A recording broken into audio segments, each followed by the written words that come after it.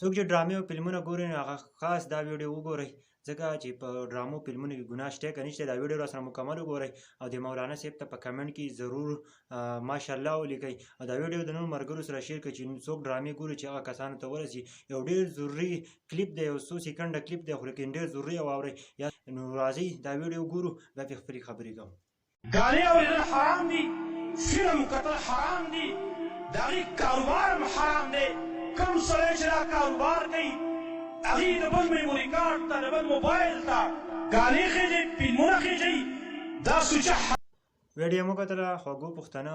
زمونږ نن سبا که معاشرې کې تاسو وګورئ، نن سبا د فلمونه او دا ډرامې ډېرې زیاتې کتلی کېږي، لیکن د دې نه ډېره زیاته فحاشي خورېږي. که تاسو سوچ وکئ نن سبا که تاسو سوچ وکئ د ډرامې په داسې طریقه جوړوي که تاسو حقیقت نه خبر شوئ د فلمونو نه، نو تاسو به راسره دا هم نه ګورئ.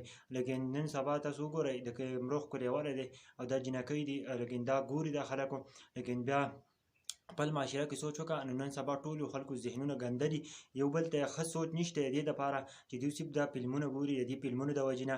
او بل تاسو ته نن سبا پته شته ډېر کسان ولګېدل خپل مور و پلار یې ویشتل صرف د دې وجې نه چې هغه دا ډرامې دا فلمونه وګوري، بیا ذهن ایسته کې واوړي او د هغه خپلې مور و پلار وولي.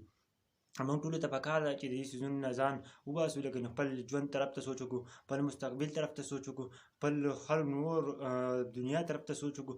لیکن موږ ته ډېره ضروري پکار ده نن سبا سوچ، ځکه چې نن سبا نوجوانان ټول دې ډرامو ته پراته دي.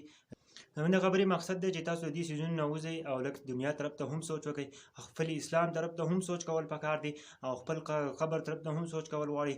مرګ ورته ډېر زیات اسان شوی دی، که اوس سړی ماښام ژوندی نو سهار له هېڅ پته نه لګي، کیدای شي چې د هغه سترګې زموږ سترګې بیا په قبر کې غړېږي. نو زما ټولو ته خواست دی چې دې څیزونو نه راوځئ، دا ډرامې دا فلمونه دا څیزونه بیخي پرېږدئ، دا فحاشۍ کارونه پرېږدئ. د دې وجې نه موږ ته خوریانې د خلکو خوریانې نه دي، هغه ته په سپکه کتل دي. نن سبا که تاسو سوچ وکړئ ډېر زیات خلک سپک ګوري دې ته، د دې وجې نه چې د فلمونو د وجې نه فلمونه وګوري، دا فحاشیانې دا څیزونه وګوري، دا ډمې وګوري، هغه وجې نه دوی ډېر زیات فحاشي او ډېر زیات په غلط نظر باندې ګوري، دوی دغه ذهنونه هم ډېر زیات غلط اثر پرې کېږي. نو زما ټولو ته خواست دی چې دا فلمونه دا ډرامې دا څیزونه مه ګورئ او دا ویډیو د نورو ملګرو سره شیر کړئ چې دوی ټولو ته ورسي. زمونږ یو داسې پیغام خلکو له ورکوو چې زمونږ د معاشرې مطابق او زمونږ معاشرې ته فایده میلاویږي. موږ د معاشرې د نقصان دپاره نه لګیا، صرف د معاشرې د فایدې دپاره لګیا. انشاءالله میلاوي چې چېرته اوسئ ژوندي اوسئ، انشاءالله به بله ویډیو کې بیا میلاویږو.